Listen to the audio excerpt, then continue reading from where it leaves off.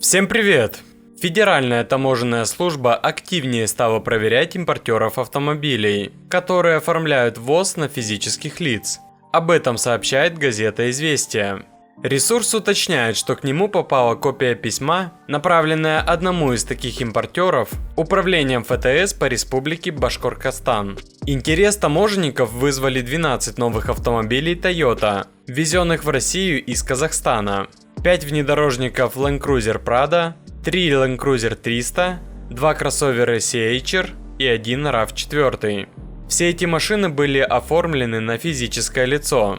В рамках проверки таможенные органы требуют от импортера представить им заверенные копии ПТС на ввезенные машины с отметкой о постановке автомобилей на учет ГИБДД, а также данные о местонахождении этих автомобилей, пишут «Известия». Утверждается, что ФТС также запрашивает сведения об обстоятельствах, целях приобретения и ввоза каждого транспортного средства и копии заявлений на уплату утилизационного сбора с комплектом приложенных документов.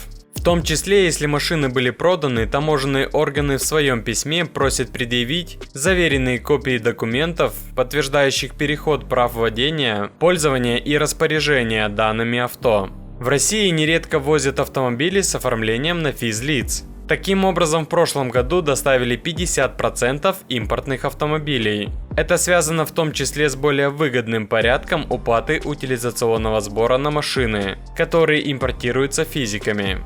Я считаю, не надо мешать людям жить. По сути, чем занимается таможня? За кусок пластика под названием СТС и себестоимостью 10 рублей люди отваливают сотни тысяч. Ну понятно, все кушать хотят, все дорожает, курорты, шубы, иномарки, квартиры, но имейте совесть.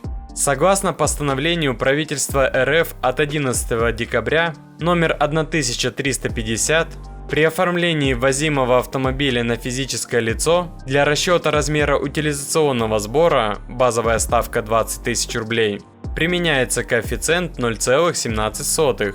Вместе с тем для импортеров юрлиц коэффициент для расчета размера этого сбора составляет 12,98. Проверки, которые ФТС проводит в отношении импортеров, попытка доказать, что автомобили были ввезены не для личного пользования, а для последующей продажи. В худшем случае факт недоплаты утильсбора может быть квалифицирован по статье 194 Уголовного кодекса РФ «Уклонение от уплаты таможенных платежей, специальных, антидемпинговых и/или компенсационных пошлин, взимаемых с организации или физического лица». Эта статья устанавливает санкции от штрафа в размере 100-500 тысяч рублей до лишения свободы на срок до 2 лет. В случае совершения преступления в особо крупном размере, более 6 миллионов рублей, импортеру может грозить уже до 5 лет лишения свободы, отмечает ресурс. Вывод можно сделать следующий. Заводы начинают выпускать китайскую продукцию, импорт начинают поджимать. Собянин и Ко включились в работу на защите китайских москвичей и их подобных. А как считаете вы, Федеральная таможенная служба правильно поступает? Пишите в комментариях.